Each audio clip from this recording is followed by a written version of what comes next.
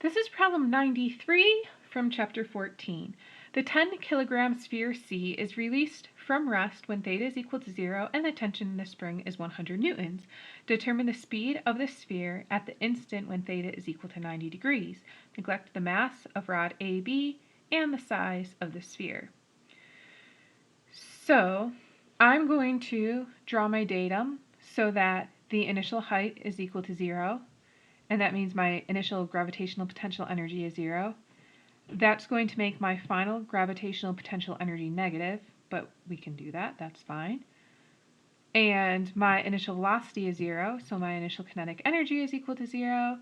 And I do not have any forces other than the force of the spring and the force of gravity doing work in this problem. So the work done by forces other than the force of gravity and the force of the spring is 0. So that simplifies my work-energy relation. And I'm looking for V2, and I can figure out the final gravitational potential energy. I have all the information that I need to do that. And I know K, so I just have to figure out S1 and S2 along with H2. And if I can figure out those three quantities, then I'll be able to find the final velocity. So in order to help me do that, it might be beneficial to draw a sketch of what this looks like when the sphere is released at an angle of 0 degrees. So the distance from here to where the spring is attached is 0.3 meters. And so this is the length of the spring. And because we are going to draw a situation for what it looks like when the sphere is released, and we're going to draw another sketch for what it looks like when theta is equal to 90 degrees, let's call this L1. And in my equation for the force of the spring, I have K times S, and S is equal to L minus L naught, but I'm going to call this L1 because I have another length for when the angle is 90 degrees.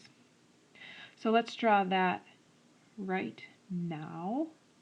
So the spring would be going straight down, and this length here is 0.4, and then the sphere is down here, and this length here is 0.3. In this case, the sphere would be over here somewhere.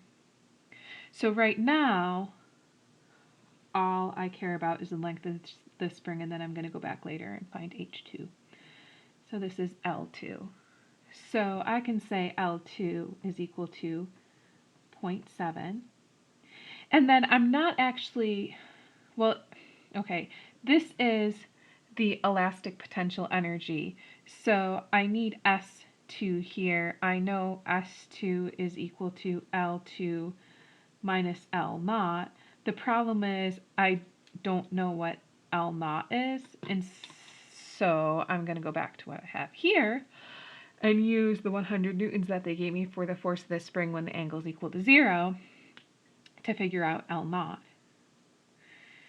So if this is 0.4 and this is 0.3, L1 is equal to 0.5 meters.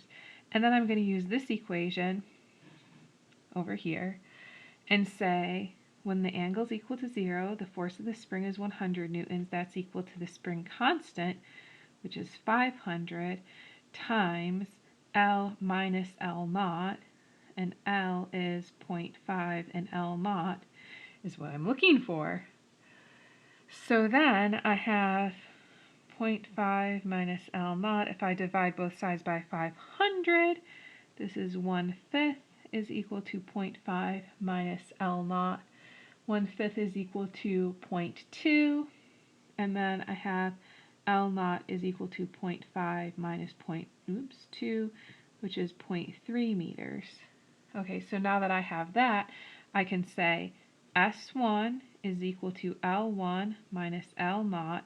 L1 is equal to 0.5, L naught is equal to 0.3, so S1 is equal to 0.2, and then over here I have L2, which is equal to 0.7, and L naught, which is equal to 0.3. So S2 is equal to 0.4.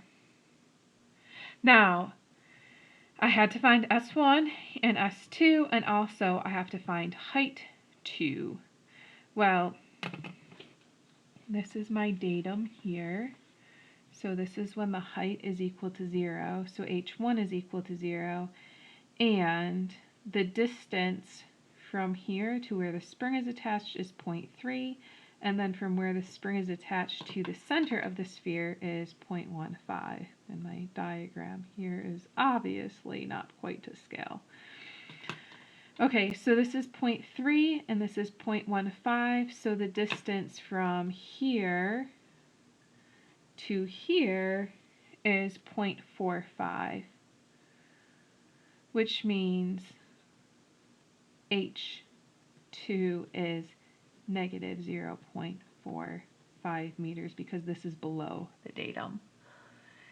Okay, so now I believe I have everything I need. So this is 1/2 times K, which is 500 newtons per meter, times S1 squared, and S1 is 0.2 meters. This is equal to 1/2 times the mass, which is 10, times V2 squared, which is what I'm looking for, plus the mass times G times H2 plus 1/2 times K times S2 squared, which is 0.4.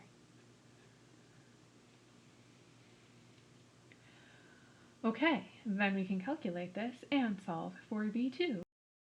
Okay, so 1/2 times 500 times 0.2 squared is 10 joules. And 1/2 times 10 is 5, so this is 5 times V2 squared. Ooh, this is going to be negative. 10 times 9.81 times 0.45 is 44.145. And 1/2 times 500 times 0.4 squared is 40.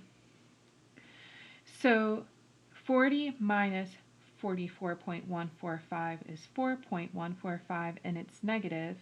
So if I bring it over to the other side, it's positive. So this is 14.145. That's equal to 5 times V2 squared. Then I divide both sides by 5 and take the square root. So this is 14.145 divided by 5. Then take the square root, and you get the final velocity is 1.68 meters per second. Well, I should have said the final speed. And that concludes problem 93.